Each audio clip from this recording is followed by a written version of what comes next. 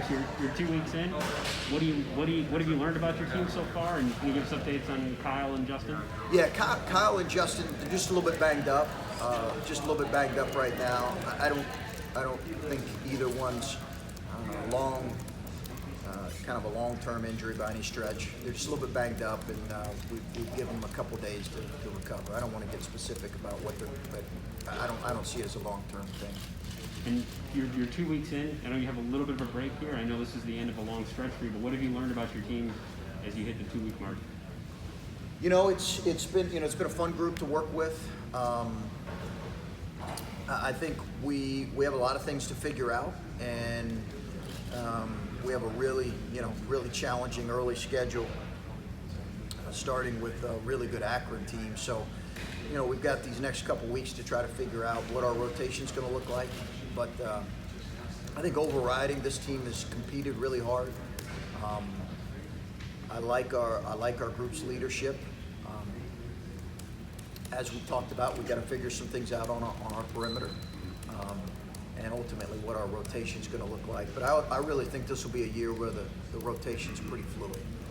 Coach, do you anticipate Kyle Young kind of having to be held out kind of in the same way last year? He didn't always practice all that often because of his ongoing leg injuries and things like that.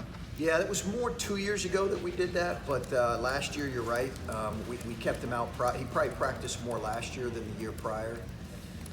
I think right now, we're just kind of playing that day by day, honestly. I think right now I'm not ready to make any kind of final decisions on what his practice is going to look like on a day-to-day basis. Coach, last year Eugene Brown said he kind of knew his role was to come in, play hard defense, crash the boards. Does he seem like a guy that could have a little bit more responsibilities, more of a leash this year in terms of what he can do maybe on offense? Well, I think he's got to earn all that, and I think he's always seen himself as a guy who, I think we're somehow, and I know you didn't intend it, but somehow the question sounds like what he said and what he did last year wasn't valuable in that role. It's pretty important. We need a guy right now who's going to be a versatile perimeter defender. That's always been kind of who he's been at his core. I think offensively, his game is growing, and I'm excited to see it continue to grow. But it begins with him in terms of how good can he be defensively and how versatile he is. That's kind of how he's always been as a player. Chris, you mentioned Indianapolis. A year ago, obviously, this was a team that was driven by scoring and one of the best in the country in scoring. And you kind of predict this year will be a little different. It'll be more of a defensive style. Can you walk us through developing a team with that mentality, understanding it starts at that end? And I know you're the defensive. I'm sorry. Hey, Nettie, can we swing him out of here? Thank you. I don't remember what I You mentioned how you want this team to. You think it might swing defensive first. Can you explain a little bit about developing that mentality when you start now? Yeah. It's not always the sexiest thing, but sometimes that's what leads to the results. It's a good question. It really has to be our identity this year. And I think my reason for saying that is, last year we played a little bit smaller, although we weren't necessarily small on the perimeter with Justice Suing. We were actually big. But on the interior, we were just really hard to guard, particularly when you had Kyle and EJ in there together. And I just, as we're going to play a little bit bigger this year at those spots, just generally, I don't anticipate us having the fourth best offense in the country. Be great. Would love it. I'll take it right now. But I think that might be difficult to achieve just because we'll play in maybe a little bit more traditional, which we hope might bring a little more balance to your point, maybe a little bit more balance. I've always said if you can be top 25, a couple years ago when we went to the Sweet 16, we were around top 25 in offense and defensive efficiency. Actually, I think we were a little bit worse defensively, but we want a little bit more balance there. That gives you a chance to, I think, be your best. I think it might, with the way our rosters is right now, I think we can be better defensively. We need to. And yet at the same time, I still think we can be a really good offensive team. And on that note, obviously, Dwayne departing, is there somebody who's new to the program, who's just getting started here now, who you could forecast as being someone to contribute some of those points and give you some opportunities there from distance? I think it's still evolving, both with CJ's ability to kind of run our team last year and Dwayne's ability to go get whatever he got, 32, and against Michigan in the Big Ten tournament semifinal, whatever that was. I'm not sure right now that I would say, okay, yep, this guy we could say can go get 32 in a Big Ten semifinal game. I think that's still evolving. I think we've got some answers there, but I think it could be more of a collective, a couple guys. And it really would be unfair. Dwayne was going into his third year in our program, and scoring was kind of what he did, and he really grew as the year went on, honestly. So I don't know right now. I think you'll see Justice Suing take another step offensively, so I would point to him. I think he can definitely take another step offensively. And then I think we have a collection of guys that will help carry that load. Chris, what kind of growth have you seen from Zed Key going into his second year?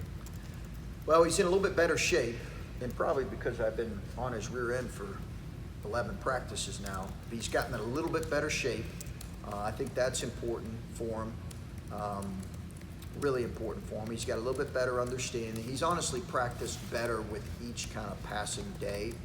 I thought the early part of the practice season he wasn't great. He's gotten better, kind of, which is good to see. But I would say I'd point to conditioning. He's in a little bit better shape, and I think he just has an overall better understanding. We're still trying to advance in his game and evolve his game. He's still got to get more skilled in areas, but that would probably be the first thing I think of. And Jimmy was a guy who, he was having his best game last year, and then he gets hurt. What have you kind of seen from him in terms of, how he's bounced back and what kind of role he could potentially play this year? Yeah, it's too early to really talk about a specific role with a guy, and as you guys know, I think it's going to be a competitive rotation. And but Jimmy can really run a team, and he can play off the ball some and settle you some offensively. So he's a veteran guy who can make shots and run a team and score the ball when he's playing off the ball. But I think we're still figuring out what guys' specific roles are going to be. We have a lot of guys, and I'm not going to be able to play everybody. So those things are still evolving. Is Justice Suing, you touched on him a second ago. He made a couple of tough baskets here just in the 4 minutes we were watching. You lost weight, Steve? What's that? You lost weight? Just a little bit, not a lot. I'm not in any kind of I'm not in Zed Key shape, I can tell you that. So, I'm not even in that, but Justice, without Dwayne, is he a guy at the end of possessions where the ball could end up in his hands and he could produce for you potentially? Justice? Yeah, Justice. Yeah. Or you said Justice? Justice Suing. Yeah, absolutely. Yeah. I think Justice is a guy who you'll see in those moments more. If you remember in the, I believe it was it the Illinois game when we were down 3, he had the ball in his hands late. I think it was regulation. Yeah, it was regulation in the Big Ten championship game. The ball was in his hands at that moment, Steve, and he made a play, got an and one, scored. So I do think you could see the ball in his hands as a primary playmaker in some of those situations for sure. Chris, I know you said roles are still evolving and rotation will change and things like that, but your post-play, we know EJ, we know Kyle, Joey obviously coming in. Just how have you seen that kind of evolve here the first few weeks, and what do you like, what do you not like maybe about those guys down low right now? I think everybody's got some things that they have to get better in. I do like our depth, and I like when we're playing hard, our ability to rebound it with Joey and Zed at the 5, and our physicality with EJ at the 4. I think defensively, there's some concerns there with guys that maybe are a little bit more, maybe not quite the same mobility. We've got to get better in our ball screen coverages with that and our post defense in general. But I like the fact that we've been able to rebound it, and hopefully the depth can provide a physicality on the interior that I think is going to be important. And I think all those guys, obviously, we know what EJ and Kyle can do, but we're going to need important stuff from Zed and Joey. We saw Justice handling the ball, and I know obviously he did that at times last year. Do you envision him having a backcourt role in some capacity this year, or would you like to keep him more on the wing if you can? I think it'll be both, Adam. I think it'll be both. I think he'll clearly play both positions, a primary ball handling role, whether he's playing the wing spot or even potentially a backup point guard role, some for sure, or a point guard role at some point. But yeah, I think the ball will be in his hands a good fair amount. His inclusion as a captain. Yeah, as a program, you haven't named captains officially in at least a decade. Why was that important to do this year? And what can you say about the four guys that you picked? Yeah, we've just kept it internal. We've just not made it a public thing. It's been important to our players. We have captain's dinner every year. Obviously, I love what football has done. I think it's a great honor for those guys. They were voted on by their teammates. We could have capped it at 3, but we have a little bit of a bigger rotation this year, a roster this year. So I felt like with how old some of those guys are, but it's a heavy responsibility too, and they have to. I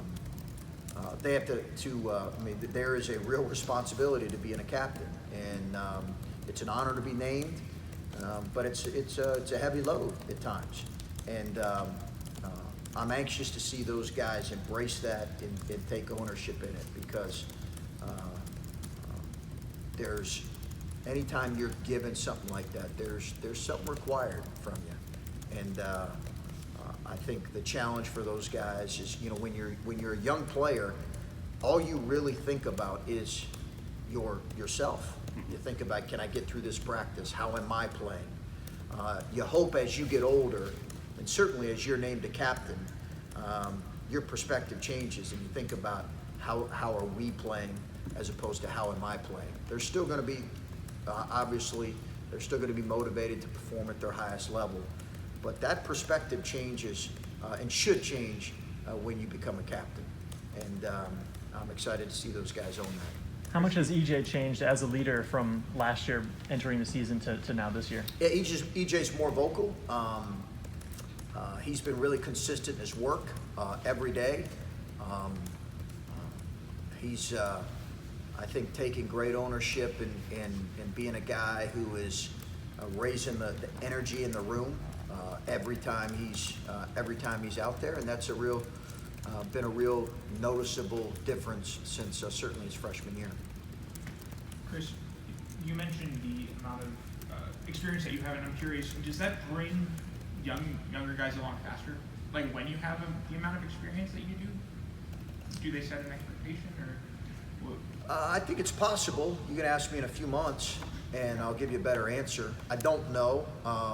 I think if you have good leadership, it has a potential to bring young guys along. But it's an interesting question. I think I'll know more here in a few months. And I guess the amount of transfers that you've brought in, too, the amount of experience that you've brought in just from other programs, I'm curious about what makes Ohio State, what makes this coaching staff, this atmosphere kind of conducive to transfers, to bringing in people later in their career with that experience?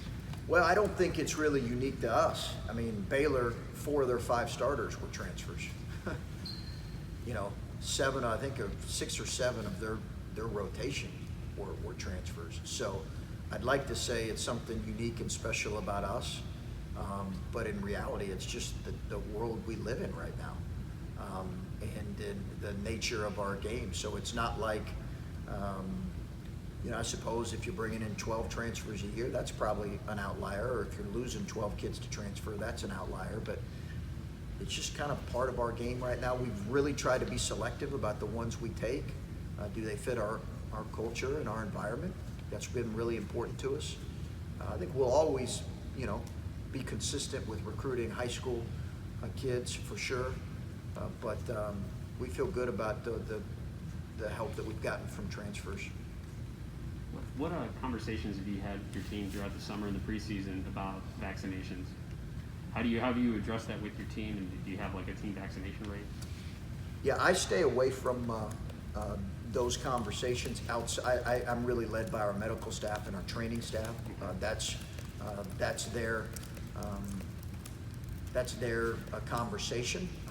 We've certainly had the whole gamut of some guys being maybe concerned or more questions. And then other guys are being maybe open to it, but we're 100% vaccinated. What else? EJ, when you made the decision to come back to Ohio State, you kind of told me at the Big Ten that they said work on his outside game, his three-point shooting. Have you seen an improvement in that? Yeah, you know, I really have with EJ seen an improvement in his shooting, and he understands. You know, it's a challenge for you when you go through that process because he can't totally get away from what made him a first-team All-League guy or a really, really good player, and has always made him a really good player, which has been his ability to impact the game kind of inside and out. But the biggest thing I think has been growing in his defensive versatility in terms of helping him at the next level. Can we help him grow in his defensive versatility, and then can he continue to shoot the ball at a good clip? You saw him make one there late off a really nice play by Malachi. So I think for him, he's really worked at it. He's made real strides, and he shot it well last year. Now, granted, he had a bigger, slower guy on him last year than what he's going to have consistently on him this year. But I still think he gets it off pretty quick, and he's made real improvement there. What does the next couple of weeks look like as you get closer and closer to the start of the season? I assume maybe you start out with conditioning and building some basics, but where do you want to take the next 2 weeks or so until you're actually playing an opponent? Yeah, we've got a lot more of install in general, a lot more install. Like most coaches, I have a practice checklist that you try to follow where you just got a lot of installation that you have to get in. We have to continue to build a conditioning base. And we need to play. We need to play so that we can learn about our team as much as possible. Because I think that's going to be a part of this year. And again, did I overschedule here early with some of these challenging games? We'll see with kind of a newer backcourt. But I think we'll have to figure some things out a little bit on the fly as we get into some of these early, really challenging games. Just because of a newer backcourt. But they have this weekend off. It's fall break, so we gave them this weekend off. That's why we wanted to bring in officials, and that's why we wanted to bring in you fine people. We wanted you to see a little bit of practice here. So they'll have a couple days off, and we'll get back Monday. We scrimmage next weekend. I'm not allowed to disclose, I don't think, who it is. But those things tend to get out, so you'll figure out who we're playing and when we're playing, I'm sure. Chris, if I could steer one last thing, more recruiting side of things, whether it's Malachi, Michi, Jalen, all Ohio guys, and then you go back to Justin and Kyle, and then even with Bowen I can't mention it. But you've made a consistent effort with recruiting Ohio guys, recruiting local guys. What has made that a possibility, and why has that been such a priority for you guys? We've really tried to commit to really covering our state and recruiting our state absolutely as hard as we can. And I've always said, we're not going to get every good player in the state, but we feel like we're going to, if we recruit them and really communicate with them about what our vision is for them, we'll get a number of them, because this is a tremendous place, and I think we've really established a level of winning. We're one of 4 high major teams to have 4 straight 20-win seasons. So there is an element of, okay, we've established a level of winning. We're hungry to take, obviously, the next step. But I think kids see that in the state, and they understand the opportunities that they have here. And it's really important. I've said it. Ohio's a terrific state, both in AAU and high school, for really good players. And listen, there are some years, as you well know, where it's deeper or just more talented. It's cyclical. We understand that. And when it has the kind of depth and talent, that's really important to us. And obviously a guy like, Malachi was really important. I'm excited about his growth and development. But Kyle, right when we got here, was really critical. Having him a part of our program for what seems like 8 or 9 years now. Good guy. Any other questions? One more let's get thing, it. just because we got to see a little bit of Jamari and Michi going against each other. What is it like watching that battle on a daily basis? How have you seen Michi handle that? He's probably Good. never been pressured like that before. No, he hasn't, except for when we played him. Right. And I put Michi in a terrible spot last year. I late in the half, you know, I allowed him to bring the ball up against. It was bad on my part, but it's been great for Michi. He's been able to learn and protect the ball at a higher level, but it's not just been him. Jamari's been on Justice at times. We were scrimmaging yesterday, and Justice drove it. I think it took him about 3 seconds to realize that Jamari had already taken his ball and was headed towards half court. He was about to lay in air. And that's who Jamari is. He's going to be fun to watch on that end. He's got to continue to get better offensively, but he's going to really help those guys protect the ball better. All right, guys, have a great weekend.